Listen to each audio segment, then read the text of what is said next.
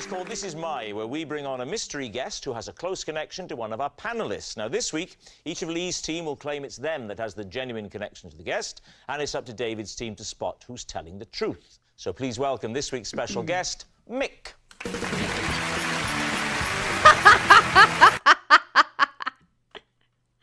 That was confusing for a second. I was expecting the kid that was like Jay Maycaster's bully or whatever.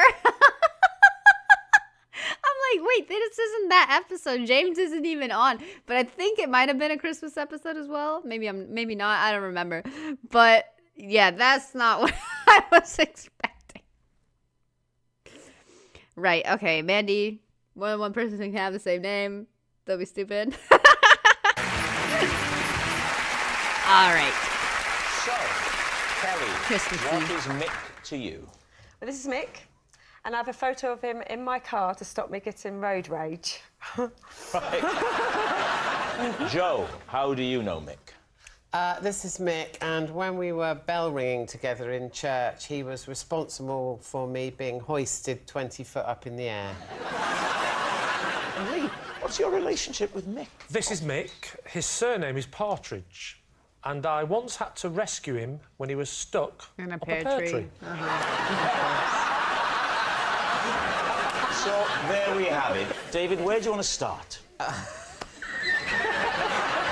Okay. Can you do me a favour? Can you start with these two, because I might need a while.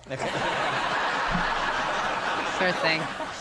Kelly, why have you got a photo of Mick to avoid road rage? How does that help?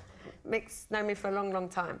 So he used to have to calm me down quite a lot on the track, and then he used to come and watch some of the races, because obviously when you're a young kid, you get your family members and friends and things to come.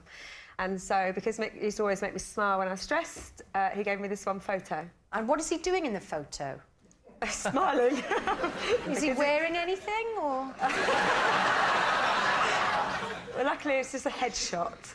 Do you ever get road rage, Ruth? Is that something that affects you? I do get annoyed, but I don't show any anger or rage. I tend to just smile or blow a kiss or wave at them in an annoying fashion. In an ironic Ironic. man. Yeah, David, I would imagine you're an absolute brute at the wheel. I am not legally allowed to drive a car. Oh. Does that mean you drive a car illegally? No, I haven't. What's the expression? Passed your test? Yeah, that's it. Passed yeah, your yeah. test. Where's Have you ever pass had your test. lessons? Oh, yeah. Ineffective. This is absolutely hilarious after seeing Mark on Peep Show crash Johnson's car because he didn't drive on Peep Show either. So this is especially funny. In terms of engendering... What, sir? Ineffective. In terms of engendering in my brain the knowledge of how to drive. How many lessons did you have? Up to 45,000. OK. Who would you like to quiz next? Never mind. So, Joe, bell ringing. Yeah. Are you a keen bell ringer? Not anymore. Were you a keen bell ringer? I was never really that keen on it, if I'm honest. Have you But ever yes, been bell I ringing? have been bell ringing. Where was it and why did you It was give in it a a go? church, David. Yeah. What was the church called? I can't remember, actually. Saint somethings. No, that narrows it down. Right? Can you remember where it was? Yeah, it was in a village in Kent. OK, that's plausible. If she'd said North Korea, we got a question. What was the scene? Well, picture the scene for us. Well, what happened was I had been to church a few times. I didn't like it. So when was this? What age were you? About 12. Right. And so I could either have gone in the church choir or been a bell ringer. And what happened? What did Mick do that led to Well, this? it was a sort of prank that used to be played on new ringers. And what happened was that Mick said to me, "Can you hold this a minute?" And I just put my hand up without looking, held onto the rope and just went like that, right, lift it up in the 20 air. feet up in the air. Yes, I did. How Rob. old was Mick then? A couple of years older than me. So you were about 12, he was sort of 14. Oh, so he was a young lad doing it. I was imagining him at the age he is now. it's before the service. You're doing the Yeah. pre-service bell ringing. Yeah. Why aren't you on your own bell rope? What are you doing there that you're able to respond to his call, you know, grab hold of this? Which is a dangerous thing to respond to without looking in all sorts of circumstances. Not quite as dangerous as your impression of bell ringing, which looks more like cow milking. You're going like this. Sorry, I'm no sort of mime, but what is it more like that? Is that more like it? Happy Christmas! You have to get it from one position to another position, and while you're doing that, that's when it's dangerous. And So how do you do that? Is that using the rope, sort of, you yank it along with the rope? you have or- to pull the rope in a particular way. Well, you it'd be a nice demonstrate? chance for you to demonstrate how you pull it. Well, when you're actually ringing a bell properly, you start by putting your hand up and getting the end of the bell rope, which is Yeah. about that far above your head. You pull that down and you catch the fluffy bit, and then you pull that down with both hands. Then you let go one hand and let it go right up, so it's like that. So that's ringing a bell. In order to get the bell in the right position, you pull it like this. And as you pull it, that's why he married me. Now, what about Lee and his claim? Yeah, no, that's not true. Okay, what was he doing up the pear tree, Lee? He was rescuing a cat. No further questions. Where was the pear tree? Next to the cat. The pear tree was in the grounds of a pub. Okay, and this was like in the beer garden. We were having drinks outside in the beer garden. Yeah. We had a bit too many. We went back inside. It got dark, got late, and then we were staying in a local hotel. Everyone was going out to get the taxis home, and that's when I heard a scream. Help! Up a pear tree! I thought, what? I remember saying, hark! Did you know Mick? Was he one of your friends who'd No, gone to the Mick, pub? it turns... I never met him before in my life. Mick, it turns out, was the landlord of the pub. Right. Right. And which answers the question why we weren't getting served, but we'll forget that for a minute. Yeah. How big a tree was it, Lee, and how high was Mick? The pear tree was quite high, I would say. Using Mick as a measurement of 1, I would say it was about 5 Micks.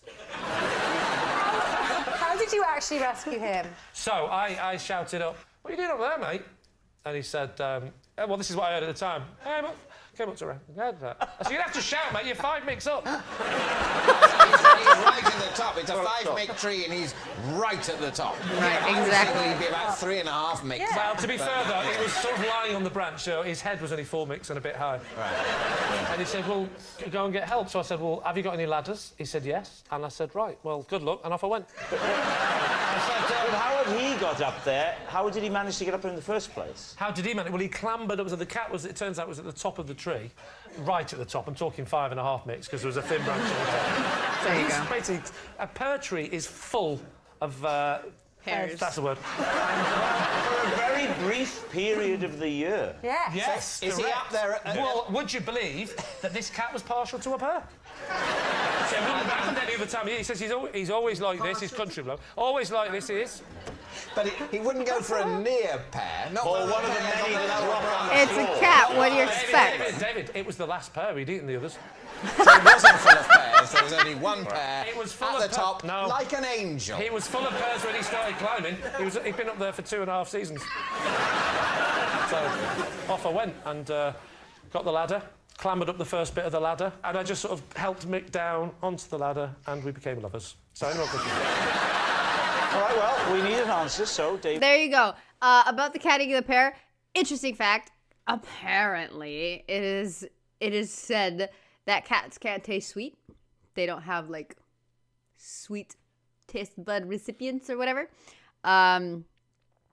So they base their taste on something else when they eat something sweet. And I've had several cats, and every cat I've ever had always really liked yams a lot. And One particular cat really likes sweet potatoes and a whole bunch of sweet things. Peas. Oh, I had a cat that loved peas. One of my mom's cats freaking loves, like, there's these, they're called vanillas. But it's like a very soft kind of vanilla flavored cookie here. And it's like coated in sugar. And he goes crazy for them. He starts batting the package and stuff. Every time you eat them, he wants to steal them. Anyway, so it would be that crazy, a cat eating a pear. Also, there's a cat that went viral because he loves cucumbers. And it's a cute little thing. It's a black and white cat that legit went viral just because he likes cucumbers. And he just eats them like crazy, like mad addicted to them. And every time he eats them, he has like, his face has white and he ends up with little green stash all around. It's very cute. Anyway, I don't know. I think Joe, because, well, it's not Lee, and can't remember the name of the other lady, but just a headshot of a guy smiling to like calm you down. Like, unless you know, it's someone you love quite dearly, I don't see that happening, so. I'm going with John. Also, she looked like she knew what she was talking about when she was talking about bell ringing, so, yeah. David's team is Mick, Kelly's calming companion, Joe's bell-ringing buddy, or Lee's partridge in a pear tree. I think it's Joe that's telling the truth. Do you know why? Because of a rope action. You think it's Joe? Yeah, and I don't know what it would take to calm you down, Dame Kelly. I don't What does think that Mick mean? is the answer, though. He looks calm now. You want to see him on the top of a pear tree gripping a cat. Absolutely invincible.